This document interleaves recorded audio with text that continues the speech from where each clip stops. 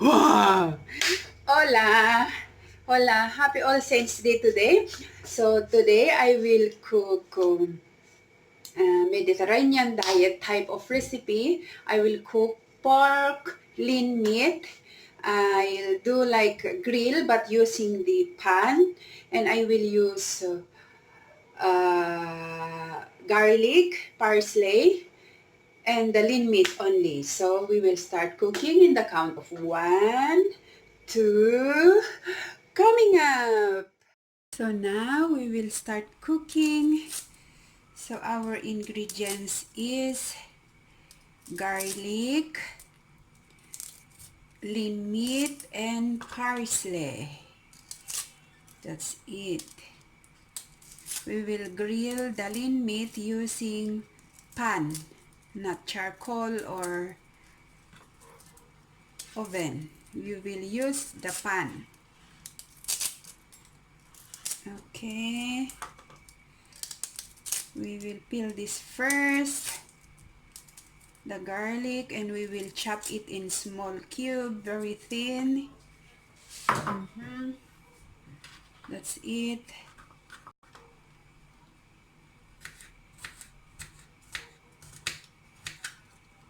This.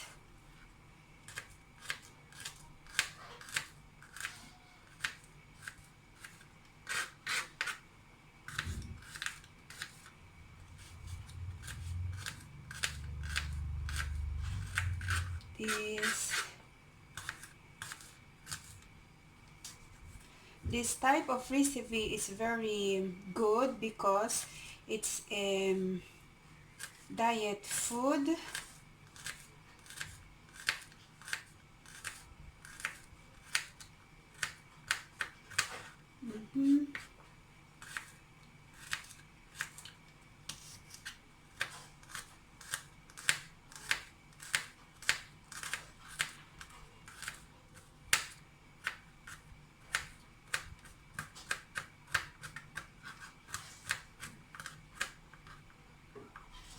Like that.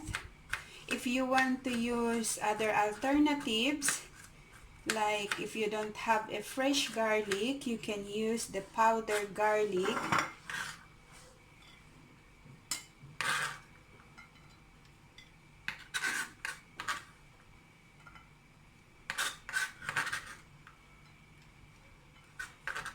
And now we will start with the parsley. I will use also the trunk of the parsley. I don't throw it, others throw, but me, I will use it. Just chop it into fine, very fine.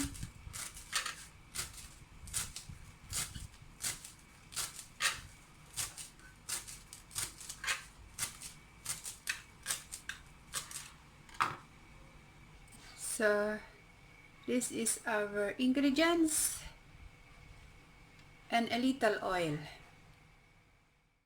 Now we start cooking. We put the fire on the medium fire. And I will use olive oil, just a little olive oil. Like that.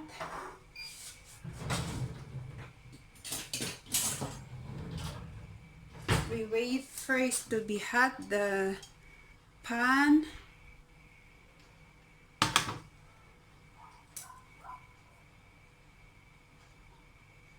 Okay, we will put now our lean meat, pork lean meat.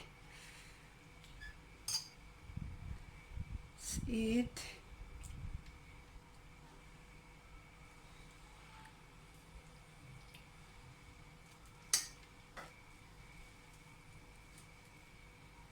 I need to put it all.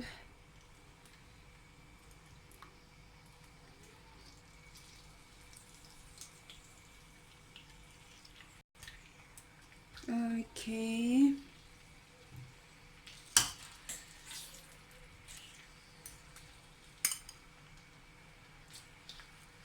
Okay.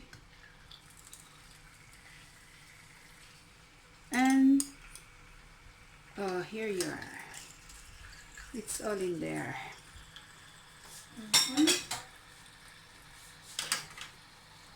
Okay.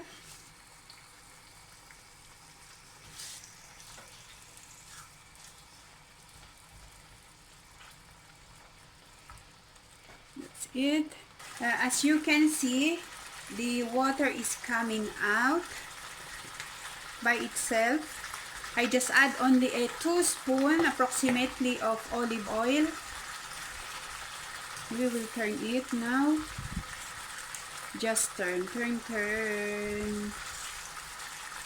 That's it.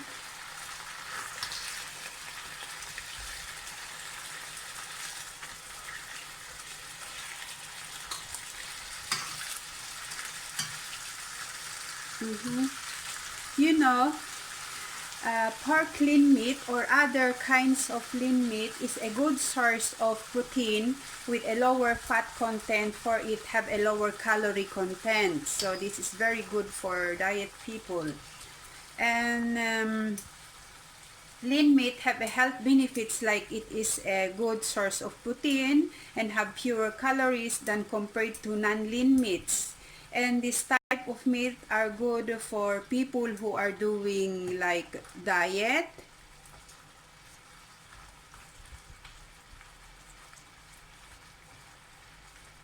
Like that. And now we will add our garlic. Just like this.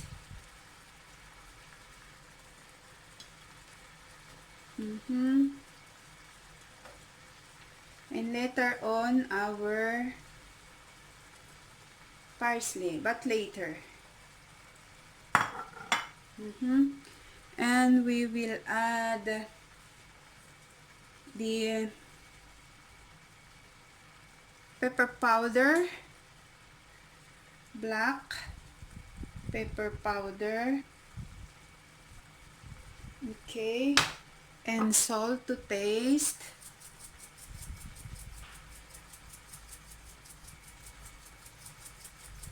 Okay, just like that. And we will wait it again and turn. That's it. Okay, since it is so smoky, I will put the exhaust fan. Sorry for the noise. Very noisy is the exhaust fan. And now we will turn it again. Slowly it will be cooked.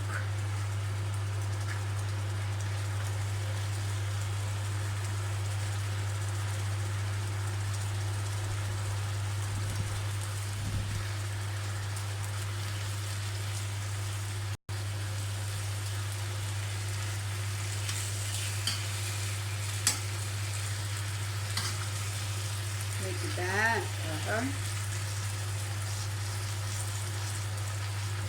Like that. I will little bit lower the fire. I put it in low medium. So that's it. And now we will pour a cooking wine, just little, for to make it soft. Yeah, just a little bit. And we will make more the fire so that the alcohol will be evaporated. Look, the color is becoming brown. Like that. We will turn.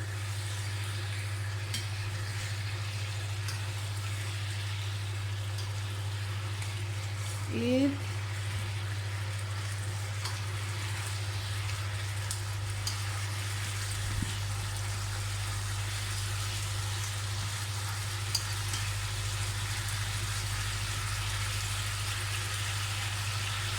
And now we will add our parsley.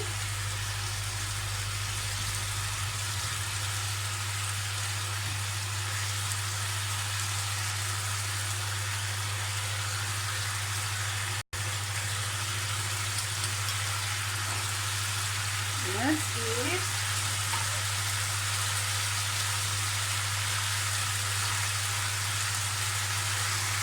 Again, we will turn the other side. Just slowly. Oh, here we are. Coming out this color brown, becoming brown. And it's really smell good. The aroma of the garlic and the parsley combined together and have a good smell. We need to cook it nicely so that not be dangerous. Eating a half-cooked meat is not good.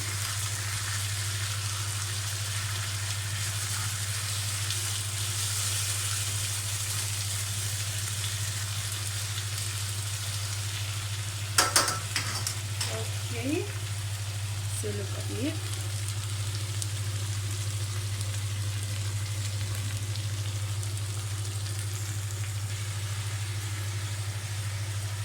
Again, we turn. We need to turn it occasionally so that it will be well cooked.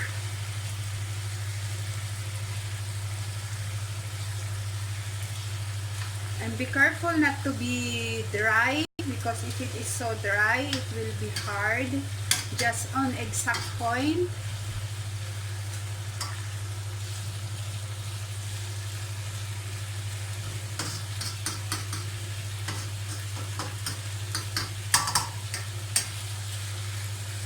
Look at it.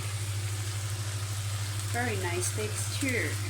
Very nice look, right? And really, it's so, the aroma is very nice. Smell good.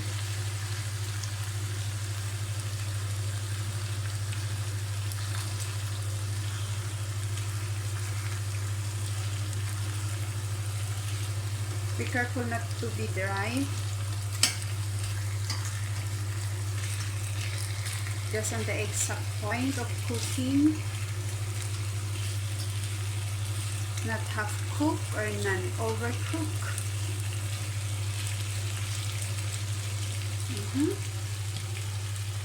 This is it. It's already cooked. And now we will remove it. Look at it.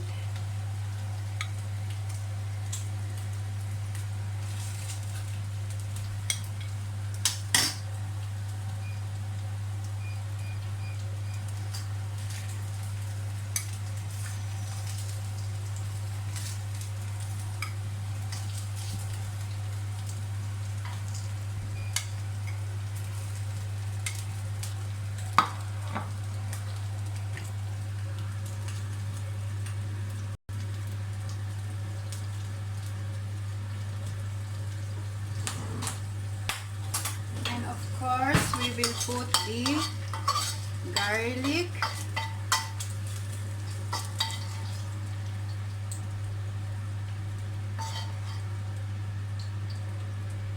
Just like that. Not the oil.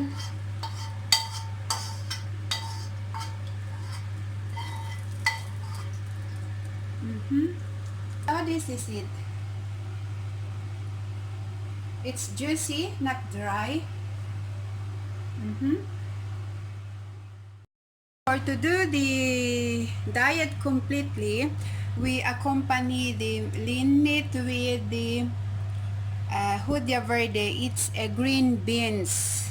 It's already cooked. I just heat it with garlic. So on the same pan, I will heat the beans.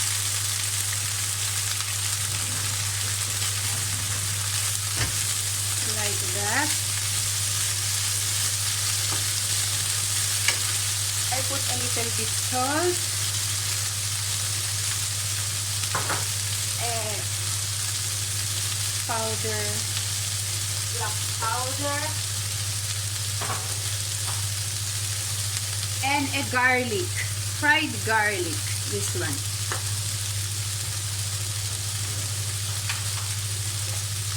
2 spoons of fried garlic.